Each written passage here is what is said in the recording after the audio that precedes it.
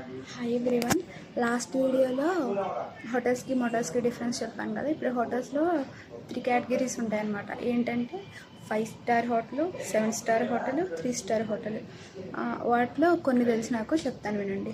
3 star hotel అంటే ఏంటంటే 40+ rooms plus 2 banquet halls, ఒక రెస్టారెంట్ ఉంటుంది. సో దాన్ని 3 స్టార్ హోటల్ కేటగిరీలోకి వస్తుంది అనమాట. లైక్ మన ఏలూరులో వచ్చేసి అయితే మా రోబో రెస్టారెంట్, అది ఆదిత్య ప్రిన్స్ హోటల్, నెక్స్ట్ అది ఇంటర్నేషనల్ లైక్ ఆదిత్య సెంట్రల్, అవి చూపిస్తుంది గూగుల్లో నాకు.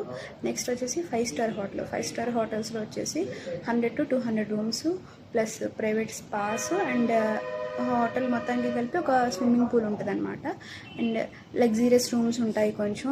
మొత్తం 24/7 అన్ని డిపార్ట్మెంట్స్ అవైలబుల్గా ఉంటాయి. దాన్ని వచ్చేసి 5 స్టార్ హోటల్ అంటారు. అది వచ్చేసి like Taj hotel Vizag, Novotel, like వాటిని 5 స్టార్ హోటల్ అంటారు. నెక్స్ట్ 7 స్టార్ హోటల్ వచ్చేసి మన ఓల్డ్ మొత్తానికి ఒకటే ఉందంట. అది బుర్జ్ అరబ్ సంథింగ్ ఏదో నేమ్ ఉంది. అంతే ఈ వీడియో. Okay bye.